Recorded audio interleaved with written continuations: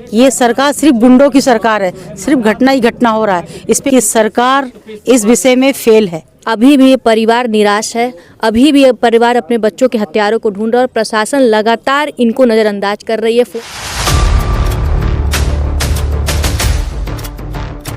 Ma'am से बात करते हैं। मैम, आपका अपने परिचय रखते हुए इस घटना को लेकर के। मैं जिला अध्यक्ष हूँ कांग्रेस की जी, इस घटना को लेकर के मैम क्या कुछ कहना चाहती है, जिस प्रकार से अभी तक इस परिवार को कोई मदद नहीं मिली? देखिए, आपको बता दें कि मैं कल भी आई थी सिसई घाट पे अंतिम संस्कार में, और जिस तरह से हत्या हुई है, इस मासूम बच्चे की निर्मम हत्या हुई है, इस तरह कोई कसाई ही कर सकता है। और इस तरह का घटना ये पहली बार देख रही हूँ इस मासूम बच्चे का। और यूपी सरकार में घटना इतना ज़्यादा है कि ये सरकार सिर्फ गुंडों की सरकार है, सिर्फ घटना ही घटना हो रहा है। इस पे कोई निराकरण नहीं रहा है। आज 72 घंटा हो गया, लेकिन किसी प्रकार की कार्रवाई नहीं हुई। सीधे सीधे पता चल रहा है कि सरकार इस विषय में फेल है, और अभी तक की इसको किसी प्रकार की आर्थिक सहायता नहीं मिली, ना किसी प्रकार का इनको आश्वासन मिला है। आपकी सरकार होती तो क्या कुछ होता? देखिए, मेरी सरकार चाहे किसी की सरकार होती, सरकार इतनी इस तरह की सरकार नहीं कभी हुई। ये जो भाजपा सरकार की सरकार है, वैसी सरकार तो कतई नहीं हुई। ये झूठी सरकार है, सिर्फ और सिर्फ अपनी कमी छिपाती है और छिपा रही है। वर्तमान में जो सरकार है मैम, उन्होंने तो सबका साथ सबका विकास करने की बात कही है, तो सबका विकास का सबका विनाश कर रही है। आज देख लीजिए, गरीब और दलित पिछड़े वर्ग के जो बच्चों की हत्या हुई है, उस पे बुलडोजर नहीं चल रहा। किसने चलाया उसको ढूंढ के भी नहीं निकाल रहा। इसका मतलब कि कहीं ना कहीं वो साथी रही है और वह इस सरकार के हितैषी में है।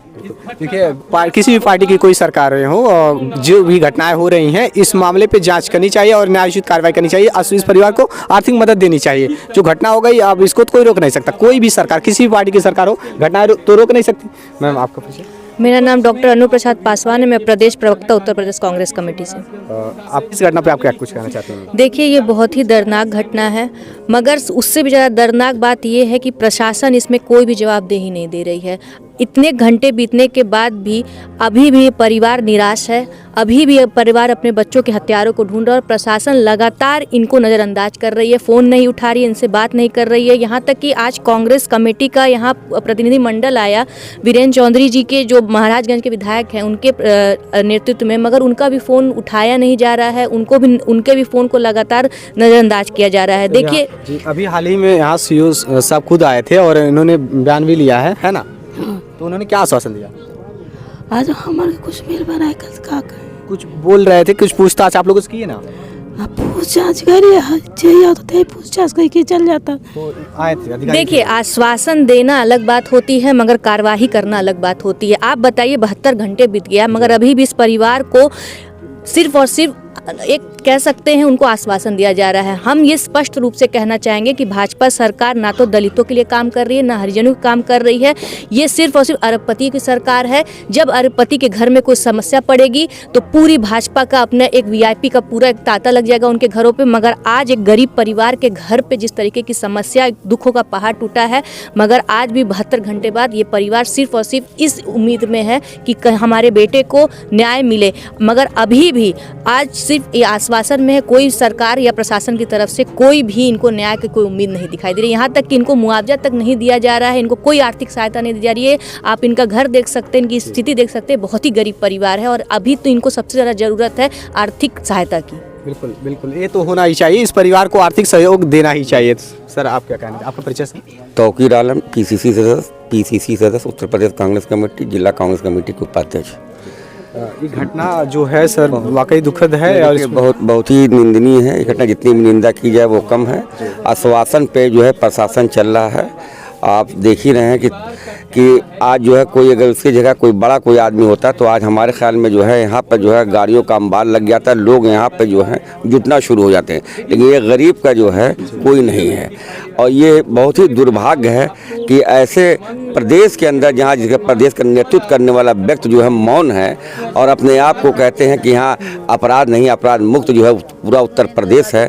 अपराध तो जो है हम तो देख रहे हैं कि अपराध चरम सीमा पे हर जगह अपराधियों का जो है बोलबाला है और सरकार जो है मौन बैठी है। और सरकारी जो तंत्र हैं वो जो हैं आकर के यहाँ भक्सा गांव के अंदर उन दोनों मासूम बच्चों की जो है लाश को इसलिए उन्होंने जल्दी डिस्पोज किया ताकि साक्ष्य को छिपाया जा सके और अपने कारनामों को, काले कारनामों को छिपाया जा सके।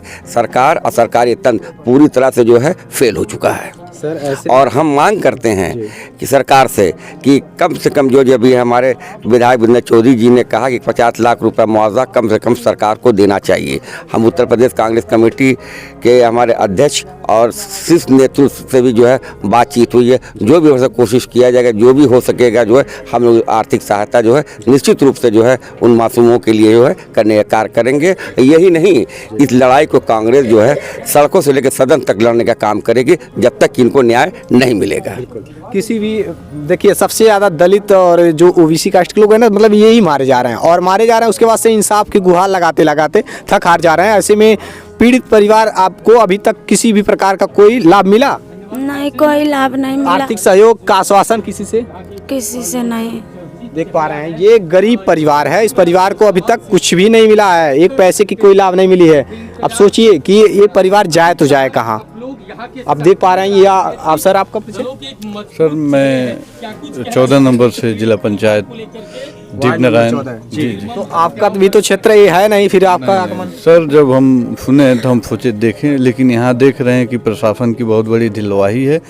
और प्रशासन जो 24 घंटे में उम्मीद बताया था यहाँ के लोगों को, वो बहुत बड़ा नाकाम हो रही है प्रशासन। यहाँ पे उच्च अधिकारी भी पहुंचे थे, आईजी जोन तक आए थे यहाँ, और ऐसे में लगातार जांच चल रही थी। 10 बजे रात तक शायद पुलिस प्रशासन थी यहाँ। ऐसे कैसे कह सकते हैं पुलिस प्रशासन ढीली है? सर मैं जब आया तो सीओ साहब देख रहे थे, इनका उठी ले रहे थे थोड़ा।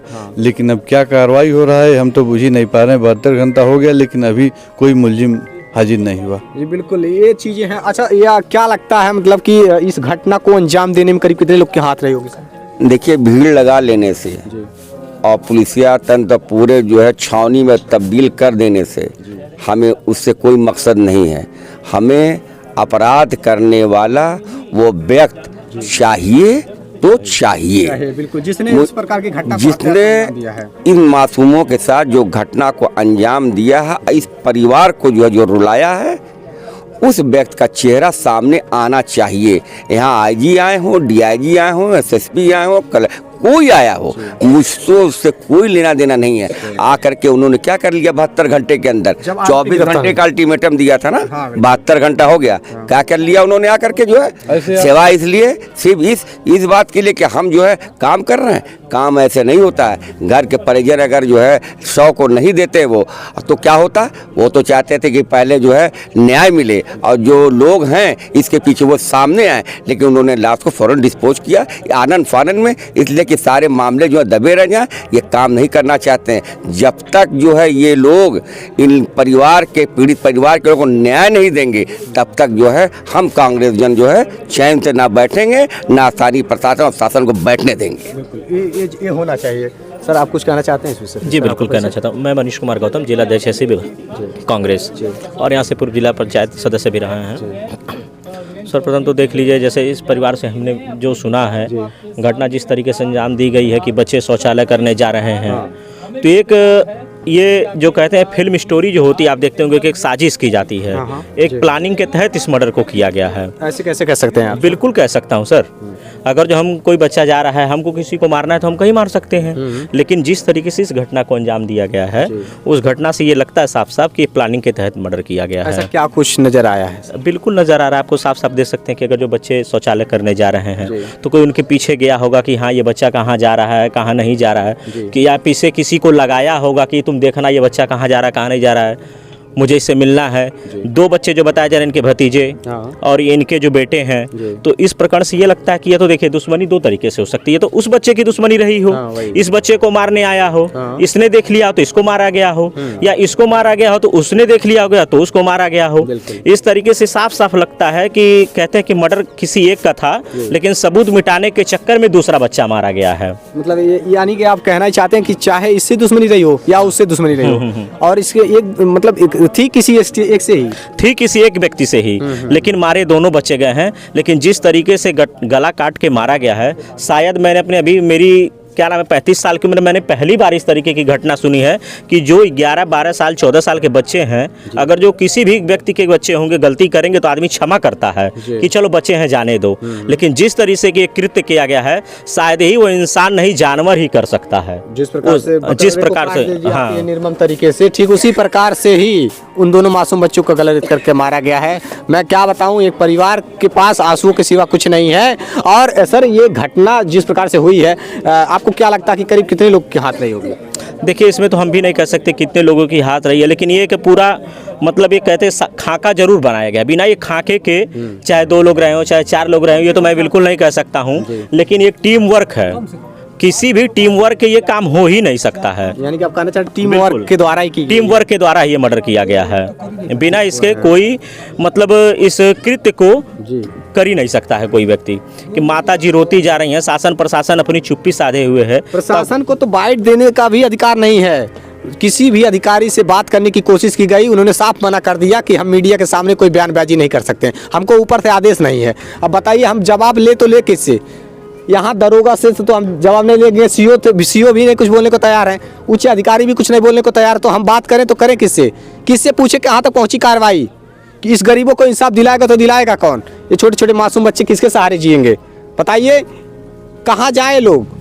पिता मजदूरी करता है तब जाकर घर में चूल्हे जलते हैं। गरीब परिवार है, बिल्कुल 1 पैसे की कोई मदद नहीं मिली है, सिवाय झूठा आश्वासन पे आश्वासन, झूठी तसल्लियाँ दी जा रही है। अब तक कोई मदद नहीं मिल पाया है। ये पिता हैं जो परदेश में रह रहे थे और इनको ये भी नहीं पता था कि हमारे बेटे के कत्ल कर दी गई है वहाँ। पिता हैं, क्या नाम है आपका? इंद्रेश। आपको जब बताया गया तो क्या बताया गया फोन पे? वो फोन पर वो गायब हो गया बच्चा। आज आप जल्दी आ जाइए। कहाँ रहते हैं आप? दिल्ली में। दिल्ली में क्या काम करते हैं? कारपेंटर का काम करते हैं दिल्ली में रह करके। 1 महीना हुआ जाके, अभी 1 ही महीने हुए गए जाकर के। आप मजदूरी करते हैं तब अपने बच्चों को पढ़ाते हैं जी। आपकी उम्मीदें भी होंगी ना बच्चों से कि हम जिस लेवल पे नहीं पहुंच सके, हम नहीं पढ़ सके, तो हमारे बच्चे पढ़े। हमारे कोशिश करते हैं सर। 4 बच्चे हैं आपके? 4 बच्चे थे? हाँ 4 बच्चे, 2 लड़की 2 लड़के। 2 लड़की 2 लड़के थे, जिसमें से एक बड़े बेटे की कत्ल कर दी गई। अगर 14 साल का था, जुलाई आएगा 14 साल पूरा हो जाएगा। बताइए एक पिता, क्या बताइए अब, मतलब एक पिता को बताया नहीं गया था कि उनके बेटी की हत्या कर दी गई है, ये बस ये बताया गया था